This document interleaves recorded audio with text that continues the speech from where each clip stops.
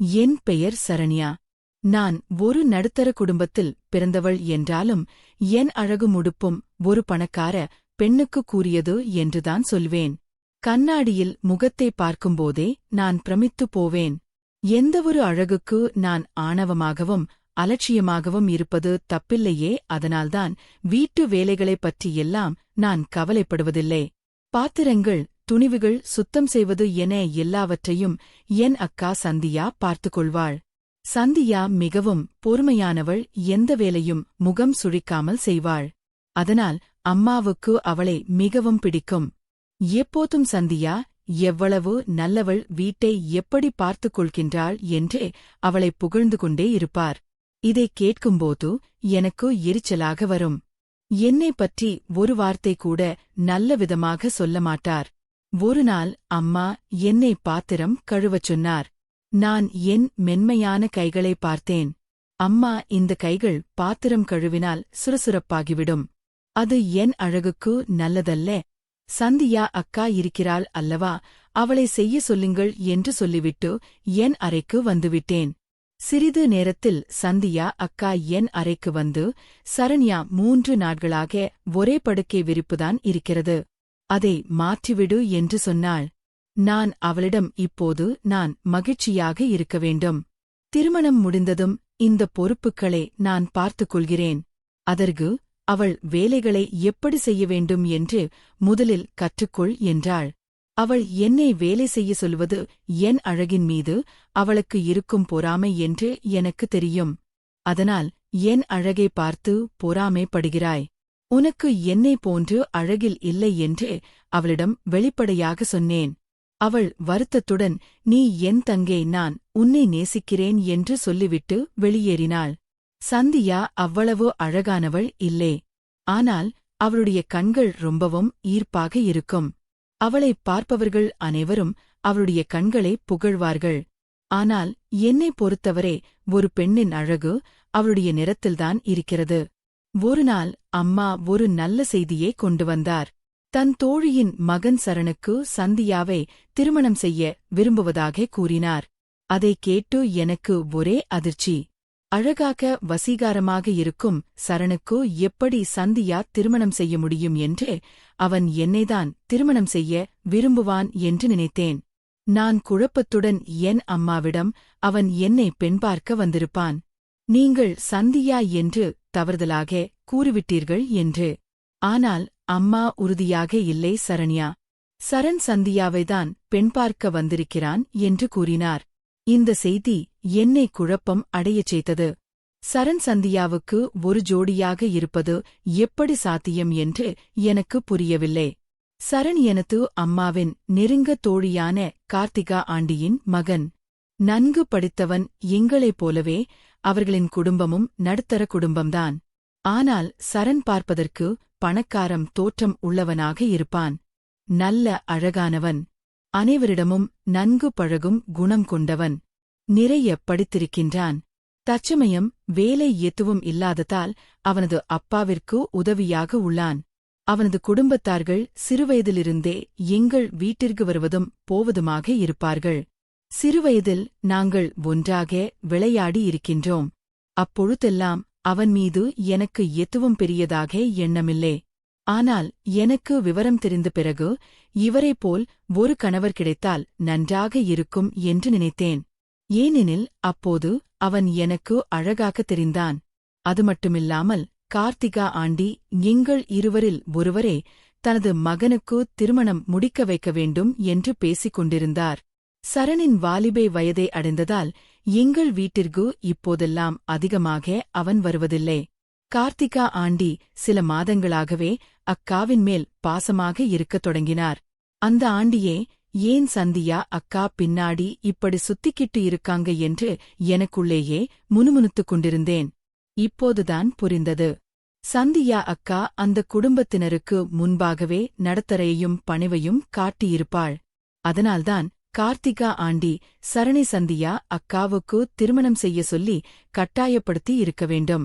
சந்தியா போன்ற ஒரு சாதாரண பெண்ணை சரண் எப்படி திருமணம் செய்ய சம்மதித்திருப்பான்?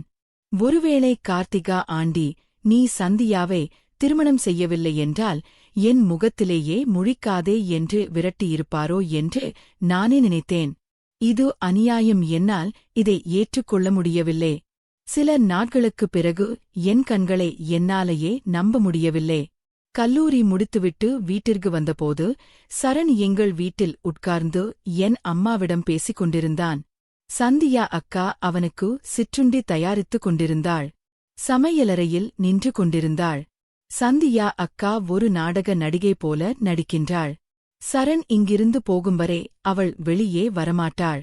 வெட்கப்படுவது போல நடிப்பாள் என்று நான் நினைத்தேன். நான் நேராகப் போய் சரணிடம் பக்கத்தில் உட்கார்ந்தேன். என்னை முறைத்த அம்மா வா வணக்கம் என்று எதுவும் சொல்ல மாட்டாயா என்று என் தலையில் தட்டினார். அம்மா, நான் இப்போதுதான் கல்லூரி முடித்து வந்திருக்கிறேன். மூச்சு விடக்கூட நேரமில்லை. சரண் சார், நான் மூச்சு விடலாமா என்று கேள்வியாக கேட்டேன்.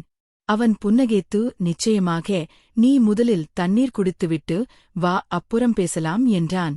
அவனுடைய பதிலை கேட்டு நான் மகிழ்ந்தேன். நாங்கள் பேசிக் கொண்டிருக்கும்போது மேஜையில் ஒரு இனிப்புப் பெட்டியை பார்த்தேன். என் இதயம் வேகமாக துடித்தது. சந்தியா அக்காவுக்கு சரண் நிச்சயம் முடித்துவிட்டாரோ என்று என் மனதில் ஒரு கேள்வி இருந்தது. ஒரு பையன் அவனுடைய நிச்சயதார்த்தத்தை உறுதி செய்ய அவனே இனிப்புப் பெட்டியை எடுத்து வருவது போல இருந்தது. இந்த இனிப்பு யாருக்காக என்று நான் கேட்டேன்.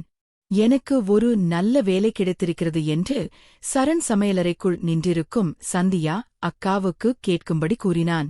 அவனுடைய கண்கள் இன்னும் சந்தியா அக்காவின் மீதுதான் இருந்தது. இதை நான் கவனித்தபோது என் இதயம் படபடத்தது. சந்தியா அக்காவின் மேல் அவனுக்கு ஒரு ஈர்ப்பு இருந்தது. அதனால் இது அவனுடைய சொந்த தேர்வு என்று புரிந்தது. இவன் முட்டாளா சந்தியாவை ஏன் அவன் தேர்வு செய்திருக்கின்றான் என்று நான் எனக்குள் கேட்டுக்கொண்டேன். அந்த நேரம் அம்மா சமையலறைக்கு சென்றார்.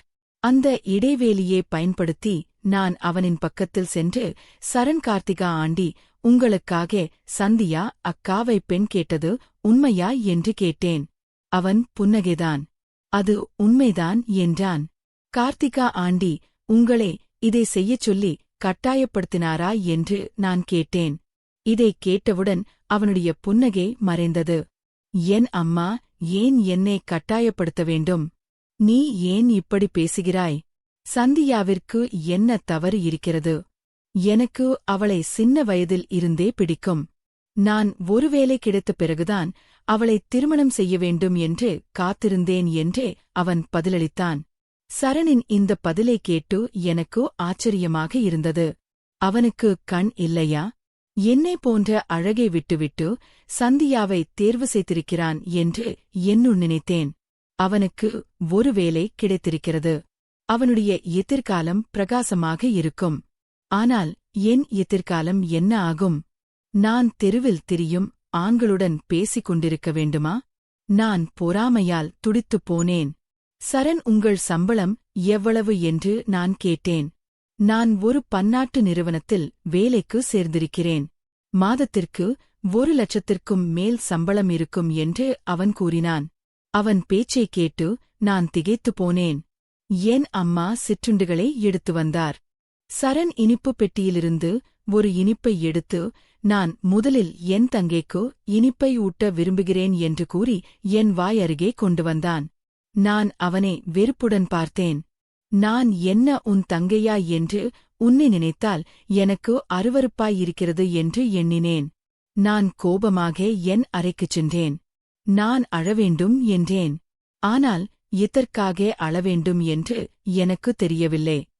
என் மனதிற்குள் சரண் போன்ற ஒருவரை நான் மீண்டும் சந்திக்க முடியாது. சந்தியா அக்காவுக்கு எப்படி இவ்வளவு நல்ல அதிர்ஷ்டம் கிடைத்தது என்று எண்ணி வருந்தினேன்.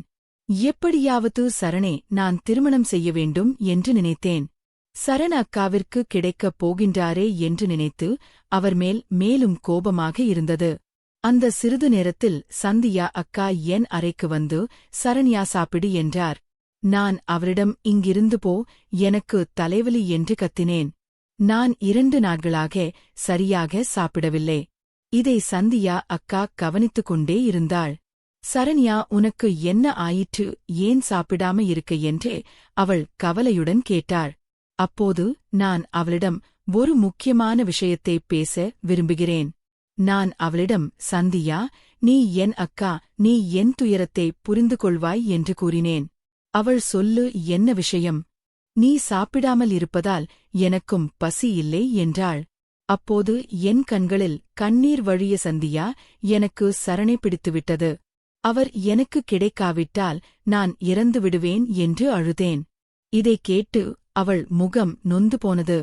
நீ என்ன சொல்கின்றாய் சரண்யா என்று அவர் குழப்பத்துடன் கேட்டார். நான் சொல்லுவது உண்மை சந்தியா, நான் எவ்வளவு அழகாக இருக்கிறேன் என்று உனக்கு தெரியும். சரண் என்னை விரும்புகிறார் என்று எனக்கு தெரியும் என்று சொன்னேன். ஆனால் அவள், உன்னைப் போலவே அவரும் உன்னை விரும்புகிறாரா என்று கேட்டபோது என் மனதில் ஒரு சந்தேகம் இருந்தது.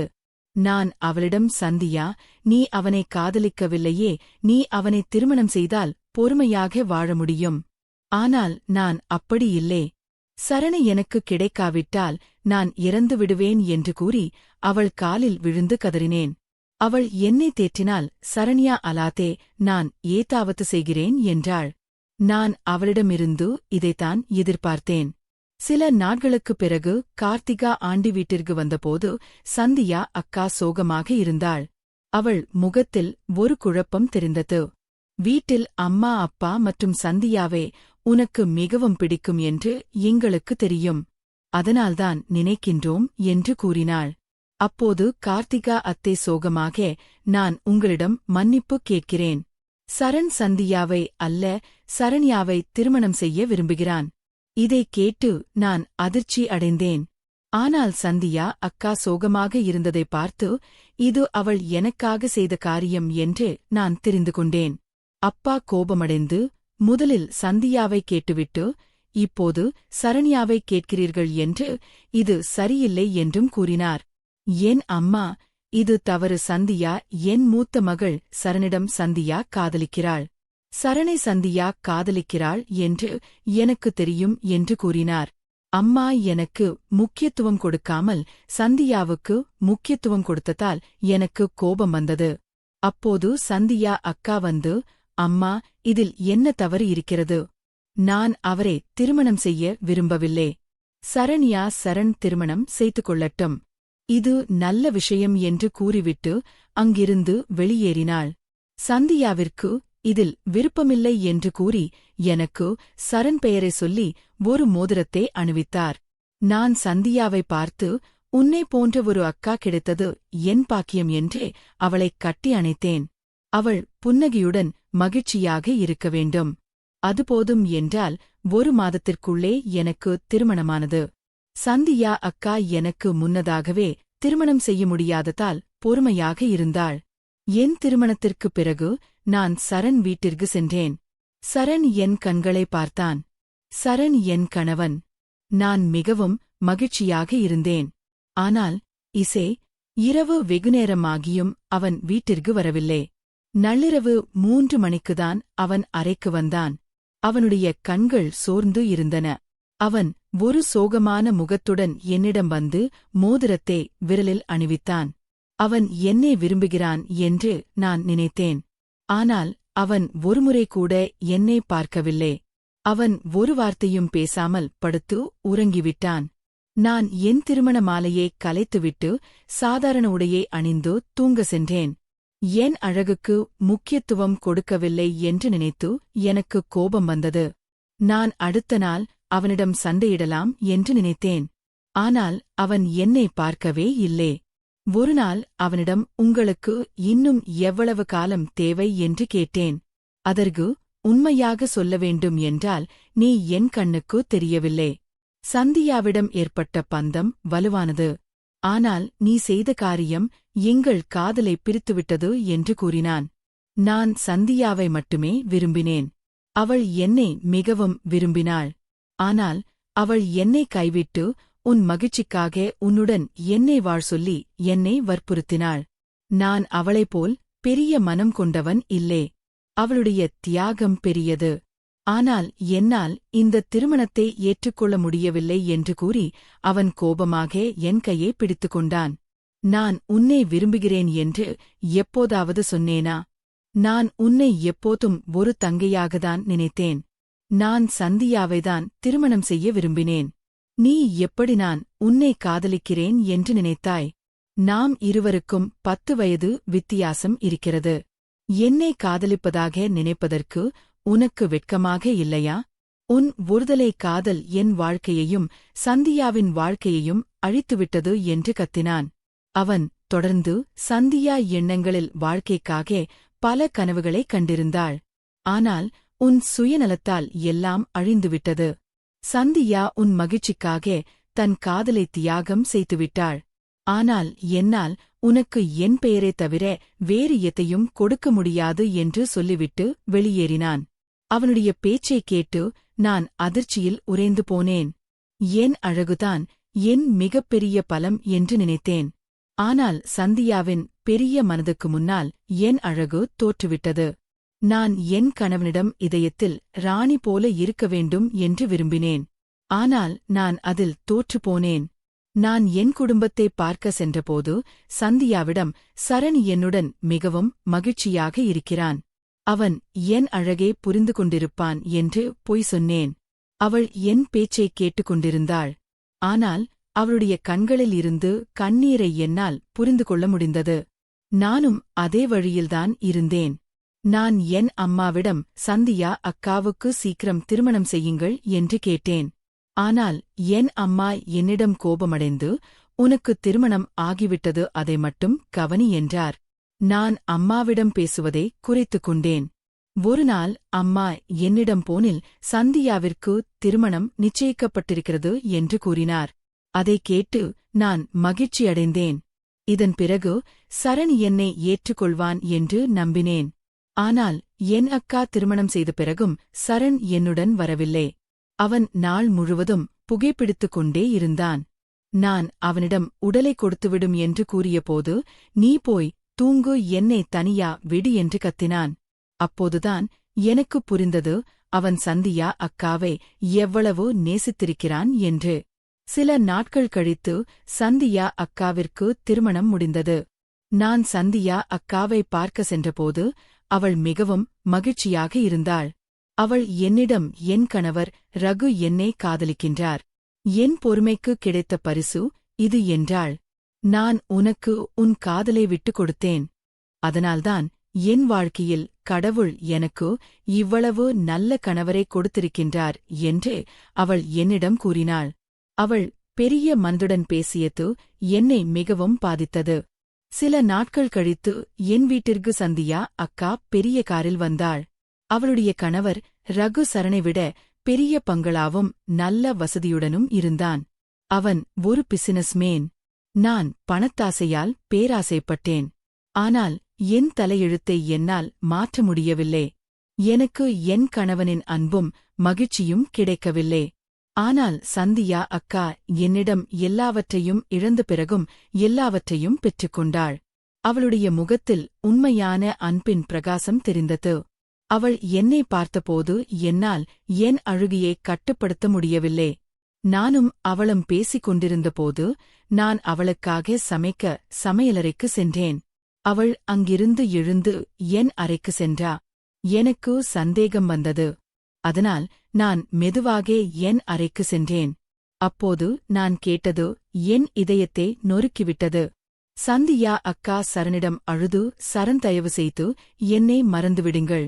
சரண்யா உங்களுக்கு கிடைத்துவிட்டால் நீ அவளுடன் மகிழ்ச்சியாக வாழ வேண்டும்.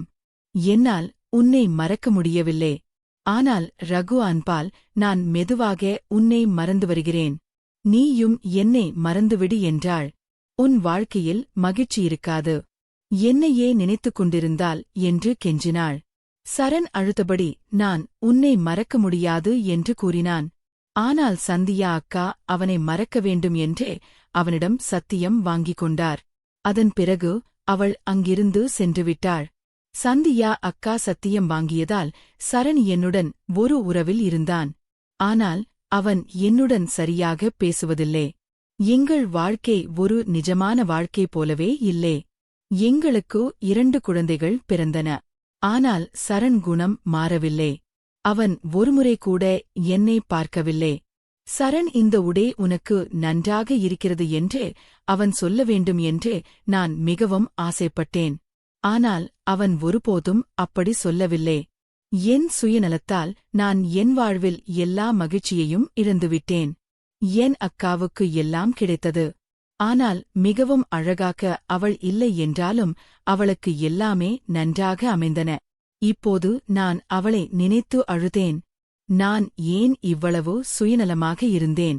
என் அக்காவுடன் இப்படி ஒரு அநியாயம் செய்துவிட்டேனே என்று நினைத்து கத்தரி வெயில் ஊரையே வாட்டி வதைத்துக் கொண்டிருந்தது. ஒரு மதிய வேலை ஊருக்கு ஒதுக்குப்புறமாக மாந்தோப்பு கழுகுக்கு இடையே கம்பீரமாக நின்றிருந்த அந்த பழங்காலத்து பெரிய வீடு.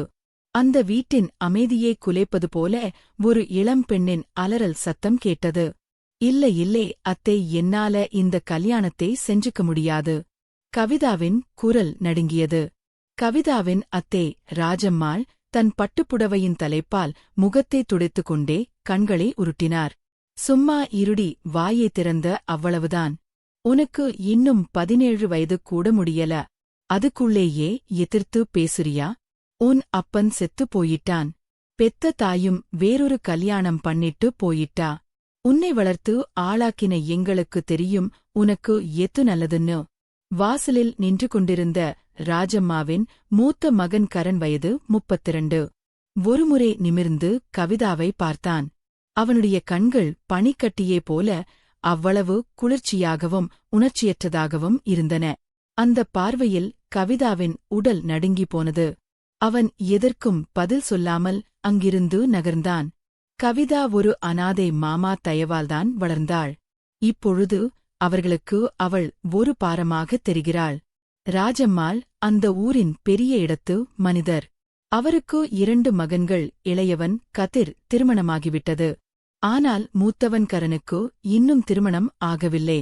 அவனுக்கு நிச்சயிக்கப்பட்ட பெண் வேறு யாருடனும் ஓடிப் போய்விட்டதால் கரண் ஒரு கல்தூணாகவே மாறிவிட்டான் என்று ஊருக்குள் பேசியிருந்தனர். இம்முறை ராஜம்மாள் உறுதியாக இருந்தார். தன்னை எதிர்த்து பேசாத வீட்டு வேலைகளை செய்கின்ற, கணவனை பார்த்துக் கொள்கின்ற ஒரு பெண் வேண்டும் என்று தேடி கவிதாவை தேர்ந்தெடுத்தார். அழகும் அமைதியும் ஏழ்மையும் கவிதாவை அவர்களுக்கு சரியான தேர்வாக காட்டியது. திருமண தேதியும் குறிக்கப்பட்டது. ஆடி மாத தொடக்கத்தில் கவிதாவின் கண்ணீருக்கு இடையே அந்த திருமணம் நடந்தது. கல்யாணத்தன்று சிகப்பு நிற பட்டுப்புடவையில் கவிதாவை பார்த்த ஊரே சொக்கிப்போனது. மெய்தீட்டிய பெரிய கண்கள், அடர்த்தியான நீண்ட கூந்தல் என அவள் ஒரு தேவலோகத்து தேவதையைப் போலவே இருந்தாள். ஆனால் கரண் அவளை ஒருமுறை கூட ஏறிட்டு பார்க்கவில்லை. சடங்குக்காக தாலி கட்டினான். நெற்றியில் குங்குமம் வைத்தான். ஒரு கடமையை முடிப்பது போலவே அவனது அசைவுகள் இருந்தன. இரவு முதல் இரவோ அறை அலங்கரிக்கப்பட்டிருந்தது. பால் சொம்பு, பூச்சரங்கள், நெய்விளக்கு என எல்லாம் தயாராக இருந்தன. கவிதா பயத்தில் உறைந்து போயிருந்தாள். கரண் அறைக்குள் வந்தான். அவனது முகத்தில் எந்த சலனமும் இல்லை. கட்டிலில் ஓரத்தில் அமர்ந்தான். கவிதா நடுக்கத்துடன் பால் கிளாஸை நீட்டினாள். அவன் ஒரே மூச்சில் அதை குடித்துவிட்டு எழுந்து நின்றான். இங்க பாரு, அவன் குரலில் குளிர்ச்சி நிலவியது. இங்க பாரு, அவன் குரலில் குளிர்ச்சி நிலவியது. இந்த கல்யாணம் என் அம்மாவுக்காக நடந்தது. உன்கிட்ட இருந்து நான் எதையும் எதிர்பார்க்கல. நீயும் என்கிட்ட இருந்து எதையும் எதிர்பார்க்காதே. தூங்கு என்று சொல்லிவிட்டு பால்கனிக்கு சென்று சிகரெட்டை பத்த வைத்தான். கவிதா அப்படியே சிலையாக நின்றாள். தன் கணவன் தனக்கு ஒரு ஆதரவாக இருப்பான் என்று நினைத்த அவளது கனவுகள் அன்றே கலைந்தன. வெளியே நின்ற கரணின் மனமும், இவள் இன்னும் சிறுமி, இவளை வைத்து நான் என்ன செய்யப் போகின்றேன்? இவள் என் பொறுப்பு என மறுபுறவும் போராடிக் கொண்டிருந்தது. மறுநாள் காலை ராஜம்மாள் கேட்டாள். என்ன கவிதா, ராத்திரி நல்லா தூங்குனியா? கவிதா வெட்கத்துடன் தலைகுனிந்து நின்றாள். ராஜம்மா எல்லாம் சுமூகமாக நடப்பதாக நினைத்துக் கொண்டிருந்தாள். ஆனால் அன்றில் இருந்துதான் கவிதாவின் நரகம் தொடங்கியது. கவிதா, விடிஞ்சு எவ்வளவு நேரமாச்சு, இன்னும் தூங்கிக்கிட்டு இருக்கியா? எழுந்திருச்சு சமையல் வேலையை பாரு, இன்னைக்கு பூரா வீட்டு பொறுப்பு உன்னுடையதுதான். ராஜம்மாவின் குரல் அதிகாலையிலேயே அதட்டியது. அழுது வீங்கிய கண்களுடன் கவிதா சமையலறைக்குள் புகுந்தாள். பெரிய அடுப்பில் டீ போட்டு டிபன் தயார் செய்தாள். சாப்பாட்டு மேஜையில் கரம் அவளை ஒரு பொருட்டாகவே மதிக்கவில்லை. உப்பு கொஞ்சம் கம்மி, நாளைக்கு சரியா போடு என்று மட்டும் சொல்லிவிட்டு நகர்ந்தான். அன்று மாலை கரனின் தம்பி மனைவி ஸ்ரேயா கவிதாவை கூப்பிட்டாள். கவிதா, உன் புருஷன் ஒரு கல் மாதிரி அவரை உருக வைக்கிறது உன் கையில்தான் இருக்கிறது. இந்த சிகப்பு நிற நைட்டியே போட்டுக்கோ. இந்தா இந்த செண்டையும் அடிச்சுக்கோ. அப்புறம் பாரு, அவர் உன் பின்னாடியே வருவார் என்றார்.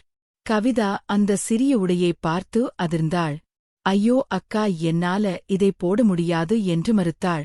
நீ இப்படி சொல்லிக்கிட்டே இருந்தா கரண்ட் அவன்ல இருக்கிற ஏதாவது மாடன் பொன் பின்னாடி போயிடுவார் என ஸ்ரேயா பயமுறுத்தினாள். பயத்தில் கவிதா அந்த உடையை அணிந்தாள். கரண் அறைக்குள் வந்தபோது அவள் வெட்கத்தில் போர்வை இழுத்து போர்த்திக் கொண்டாள். கரண் அவளை பார்த்தான். என்ன கோமாளித்தனம் இது? இந்த துணி உனக்கு செட் ஆகல. போய் தூங்கு என்று சொல்லிவிட்டு மீண்டும் பால்கனிக்கு சென்றான். கவிதா அழுதுகொண்டே தன் பழைய உடையை மாற்றினாள். நாட்கள் நகர்ந்தன. ஒரு நாள் ராஜம்மா கரனிடம் சண்டையிட்டாள். பொண்டாட்டியே, இப்படி கண்டுகொள்ளாமல் விட்டால் அவள் ஓடி போயிடுவா. ஏதாவது பேசு. கரண் நிதானமாக சொன்னான். அம்மா, அவள் இன்னும் ஒரு குழந்தை என்றான். கரண் உடனே நாட்கள் கடந்தன. ஒரு நாள் ராஜம்மா கரனிடம் சண்டையிட்டார். பொண்டாட்டியே, இப்படியே கண்டுகொள்ளாமல் விட்டால் அவள் ஓடி போயிடுவா. அவளிடம் ஏதாவது பேசு என்றார். கரண் நிதானமாக சொன்னான். அம்மா, அவள் இன்னும் ஒரு குழந்தை என்றான். உடனே ராஜம்மாள், இப்படியே பேசிக் கொண்டிருந்தால் நான் வேறு ஏதாவது முடிவு எடுப்பேன் என்றார். அன்று இரவு கரண் முதன்முதலாக கவிதாவிடம் பேசினான். கவிதா, அம்மா உன்னை காலேஜ்க்கு அனுப்ப சொன்னாங்க. நான் டவுன்ல நல்ல காலேஜா உனக்கு அட்மிஷன் போட்டுட்டேன். நாளையிலிருந்து நீ காலேஜ் போ. கவிதா திகைத்து போனாள். ஆனால் நான் 10வது அதுக்கப்புறம் படிக்கலையே என்றாள். பரவாயில்லே, ஸ்பெஷல் கிளாஸ் வச்சு படிச்சுக்கலாம். நீ படிச்சாதான் விவரம் தெரியும் என்றான் கரண். காலேஜ் வாழ்க்கை கவிதாவிற்கு புதிய உலகத்தை காட்டியது. அங்குள்ள பெண்கள் ஜீன்ஸ் போட்டுக்கொண்டு ஜாலியாக இருப்பதை பார்த்தாள். அவளுடைய தோழி ராதா கேட்டாள். என்னடி இந்த வயசுல கல்யாணம் ஆயிடுச்சா? முதலிரவு எப்படி இருந்துச்சு? கவிதா முகம் சிவந்தது. அங்குள்ள பெண்களின் பேச்சுக்கள் அவளுக்கு தாம்பத்தியத்தை பற்றி அங்குள்ள பெண்களின் பேச்சுக்கள் அவளுக்கு தாம்பத்தியத்தை பற்றி புதிய விஷயங்களை கற்றுக் கொடுத்தன. நமக்கு கரண் இப்படி அன்பு காட்ட மாட்டாரா என்றே அவளது இதயம் ஏங்கியது. ஒருநாள் ராதா கவிதாவை வற்புறுத்தி பியூட்டி பார்லர் அழைத்துச் சென்றாள். அவளது கூந்தலை சீரமைத்து மேக்கப் போட்டு ஒரு மாடன் குருத்தி அணிவித்தாள். வீட்டுக்கு வந்த கவிதாவை பார்த்த ராஜம்மாள் முகம் சுழித்தார். கிராமத்தில் இதெல்லாம் வேண்டாத வேலை என்றார். ஆனால் கவிதா துணிந்து சொன்னாள். அத்தே, காலேஜ்ல எல்லாரும் இப்படித்தான் வராங்க. கரண் அவளை மேலிருந்து கீழ்வரை பார்த்தான். அவனது கண்களில் ஒரு மின்னல் தோன்றி மறைந்தது. அன்று இரவு அறைக்கு வந்த கரனிடம் கோபமாக இருக்கிறீங்களா? அன்று இரவு அறைக்கு வந்த கரனிடம் கவிதா கேட்டாள். ஏன் என்கிட்ட எப்பவுமே கோபமா இருக்கீங்க என்று. நான் கோபமா?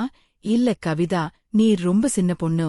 உன்னை கல்யாணம் பண்ணிக்கிட்டது உனக்கு நான் செஞ்ச துரோகம்னு நினைக்கிறேன். கவிதாவின் கண்கள் கலங்கின. நான் சின்ன பொண்ணா இருக்கலாம். ஆனா உங்க பொண்டாட்டி என்னை எப்பவுமே உங்க மனைவியா ஏத்துக்க மாட்டீங்களா கரண்? கரண் அமைதியாக சொன்னான். தூங்கு கவிதா, உனக்கு இதெல்லாம் இப்ப புரியாது. கரண் அந்த அறையின் ஜன்னல் பக்கம் போய் நின்றான். வெளியே இருள் அப்பிக் கிடந்தது. அந்த இரவில் அவனது மனதுக்குள் 1000 போராட்டங்கள். கவிதா கண்கள் கலங்கியிருப்பதை அவன் கண்ணாடியால் கண்டான்.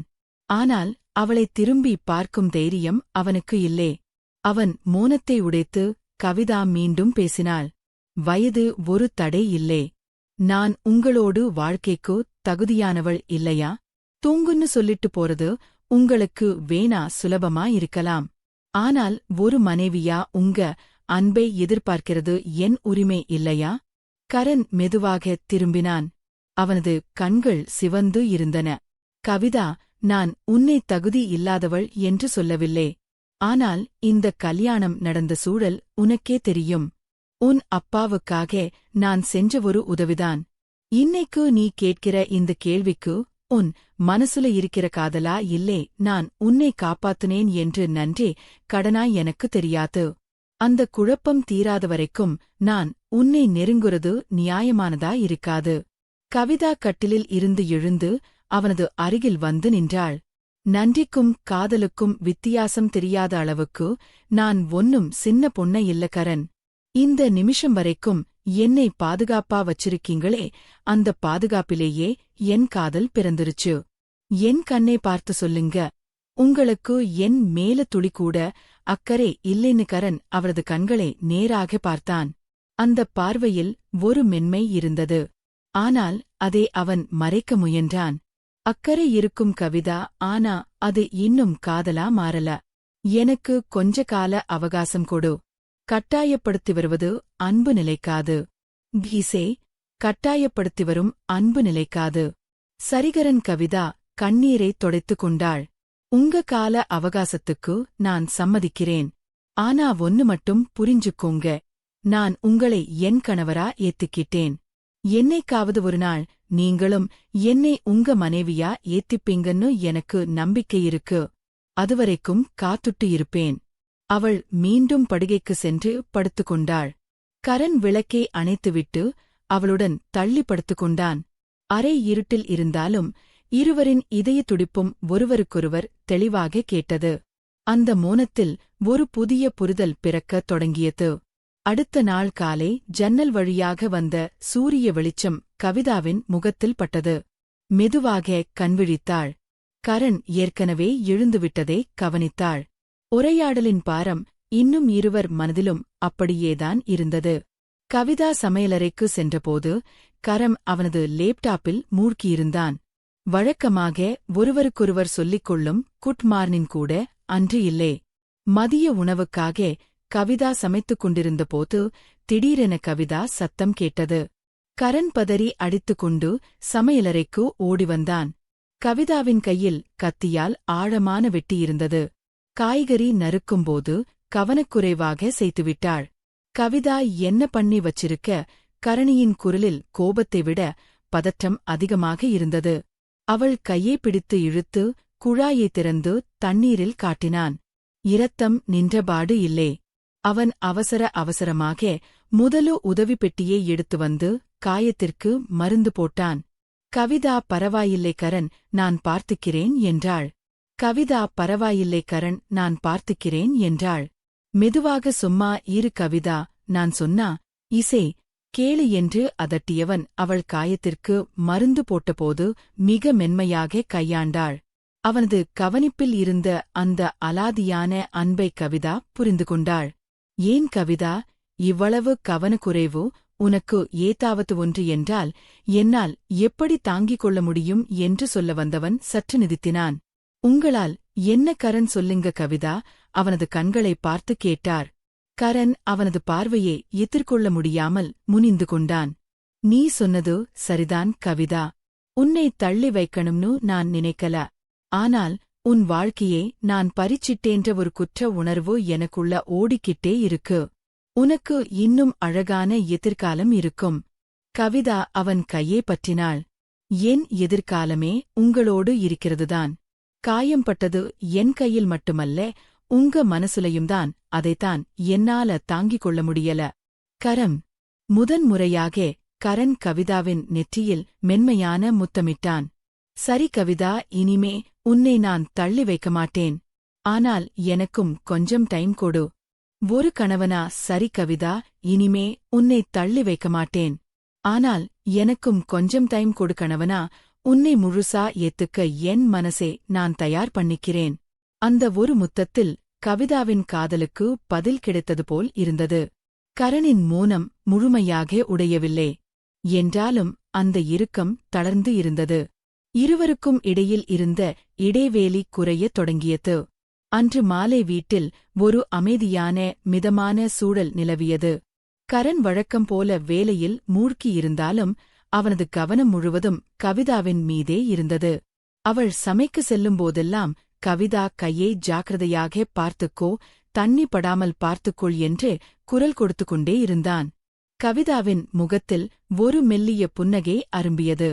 இதுவரை மௌனத்தையே ஆயுதமாக பயன்படுத்திய கரண் மாற்றத்தின் முதல்படி. இரவு உணவை முடித்த பிறகு கரண் சோபாவில் அமர்ந்து ஏதோ யோசித்துக் கொண்டிருந்தான். கவிதா அவன் அருகில் வந்து மெதுவாக அமர்ந்தாள். எனக்கு இசே ஒரு உதவி செய்ய முடியுமா? என் கையில் காயம் இருக்கிறது. அதனால என்னால் தலை சீவ முடியல என குறும்பாக கேட்டாள். கரண் திகைத்துப் போனான். எனக்கு இதெல்லாம் தெரியாது கவிதா.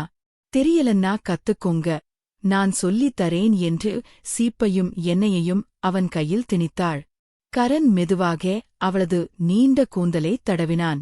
பீசே, அந்த நிமிடம் அவனது விரல்கள் கூந்தலில் பட்டபோது இருவருக்குள்ளேயும் ஒரு மின்னல் வெட்டியது போன்ற உணர்வு. கரண் மிகவும் கவனமாக ஒரு பொக்கிஷத்தை கையாள்வது போல அவளது கூந்தலை சீவிவிட்டான்.